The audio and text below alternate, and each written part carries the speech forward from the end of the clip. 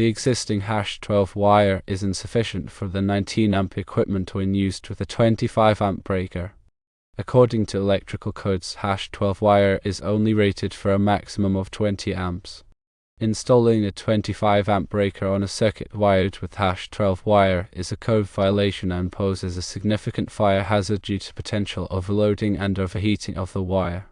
To safely and correctly power the exercise equipment, it is necessary to replace the #12 wire with #10 wire. #10 wire is rated for 30 amps, providing an adequate safety margin for the 19 amp load of the equipment and the 25 amp breaker. This ensures that the circuit can handle the load without overheating or creating a risk of fire. The process involves removing the existing #12 wire from the electrical panel to the floor boxes and replacing it with new #10 wire. This includes disconnecting the #12 wire from the breaker in the panel and from the receptacle in the floor box. The new #10 wire should be carefully routed through the existing 3/4-inch PVC conduit, ensuring that it is not damaged during installation. After the new #10 wire is installed, it should be properly connected to the 25 amp breaker in the panel and to the receptacle in the floor box. All connections must be tight and secure to prevent arcing and overheating. It is crucial to follow all applicable electrical codes and safety procedures during this process. If there is any uncertainty or lack of experience with electrical work, it is recommended to hire a qualified electrician to perform the upgrade. Firstly, ensure the power to the circuit is completely shut off at the main breaker panel. This is a critical safety step to prevent electrical shock. Secondly, carefully remove the existing #12 wire from the breaker in the panel and the receptacle in the floor box. Take note of how the wire is connected to ensure correct reconnection later. Thirdly, feed the new #10 wire through the 3/4-inch PVC conduit from the panel to the floor box. This may require some effort, and using wire lubricant can help ease the process. Fourthly, connect the #10 wire to the 25 amp breaker in the panel. Ensure the connection is tight and secure. Fifthly, connect the other end of the #10 wire to the receptacle in the floor box, again ensuring a tight and secure connection. Sixthly, double-check all connections to ensure they are properly made and that there are no loose wires. Seventhly, once all connections are verified, turn the power back on at the main breaker panel. Eighthly, test the circuit to ensure it is functioning correctly and that the exercise equipment is receiving power. It is important to consult the National Electrical Code, or NEC, for specific requirements and guidelines related to wire sizes, breaker ratings, and circuit installations. The NEC provides detailed information on the proper selection and installation of electrical components to ensure safety and compliance. For example, NEC Table 310.15b16 provides ampacity ratings for various wire sizes based on installation type and installation conditions. This table can be used to verify that the selected wire size is appropriate for the intended load and breaker size. In addition to wire size and breaker ratings, it is also important to consider other factors such as voltage drop, conduit fill, and ambient temperature. Voltage drop refers to the reduction in voltage along the length of a conductor due to its resistance. Excessive voltage drop can cause equipment to malfunction or operate inefficiently. Conduit fill refers to the percentage of space occupied by conductors in a conduit. Overfilling a conduit can make it difficult to pull wires and can also reduce the ampacity of the conductors. Ambient temperature can affect the ampacity of conductors, as higher temperatures can reduce their ability to dissipate heat. When selecting wire sizes and breaker ratings, it is important to account for these factors to ensure a safe and reliable electrical installation. It is also crucial to properly ground the circuit to protect against electrical shock. Grounding provides a low impedance path for fault current to flow back to the source, which helps to trip the breaker and de-energize the circuit in the event of a ground fault. The grounding conductor should be properly sized and connected to the grounding electrode system, which typically consists of a ground rod or ground plate.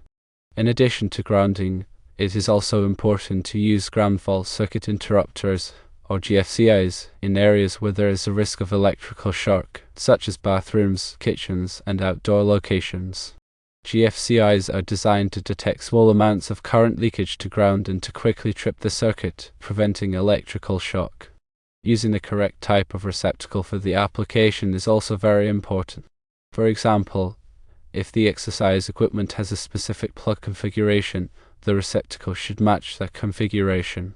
Using the wrong type of receptacle can create a safety hazard and may also damage the equipment.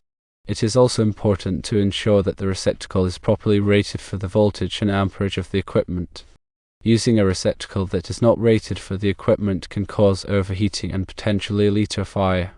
Finally, it is always recommended to have electrical work inspected by a qualified electrical inspector to ensure that it is done correctly and in accordance with all applicable codes and regulations. An electrical inspection can help to identify any potential problems or safety hazards and to ensure that the electrical installation is safe and reliable. When working with electrical systems, it is important to always exercise caution and to follow all safety procedures. Electrical shock can be fatal, so it is essential to take all necessary precautions to protect yourself and others.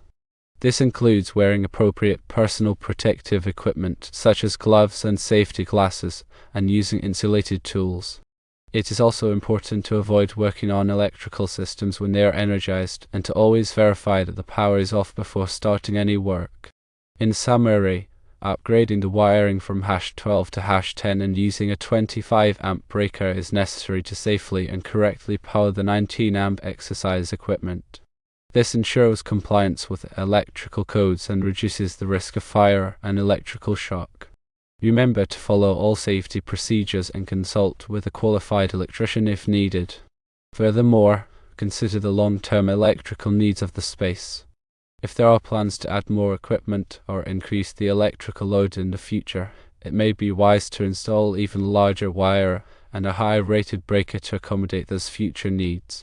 This can save time and money in the long run by avoiding the need for future upgrades. When selecting the wire size, it is important to consider the length of the circuit. Longer circuits will experience greater voltage drop, which can affect the performance of the equipment. To minimize voltage drop, it may be necessary to use a larger wire size than would otherwise be required based on the amperage rating of the circuit. There are voltage drop calculators available online that can help determine the appropriate wire size for a given circuit length and load. In addition to the wire size and breaker rating, it is also important to consider the type of conduit used to protect the wires.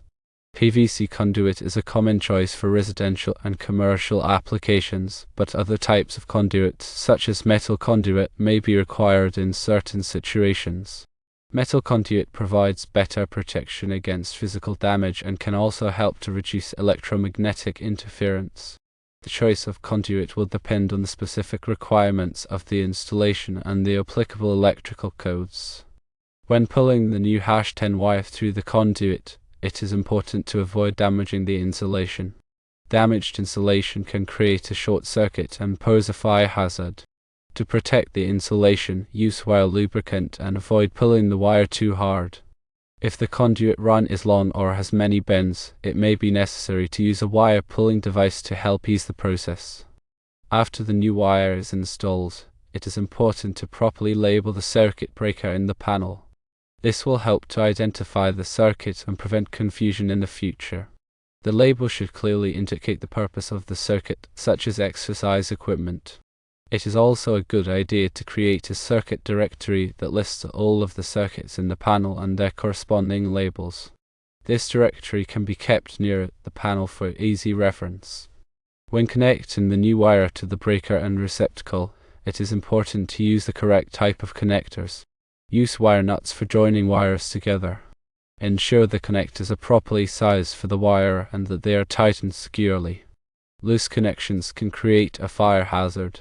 It's very important to remember that any time electrical work is performed, that the local electrical codes are followed and enforced. When selecting electrical components, it is important to choose products that are listed by a recognized testing laboratory such as Underwriters Laboratories or UL. UL listing indicates that the product has been tested and meets certain safety standards. Using UL-listed products can help to ensure the safety and reliability of the electrical installation.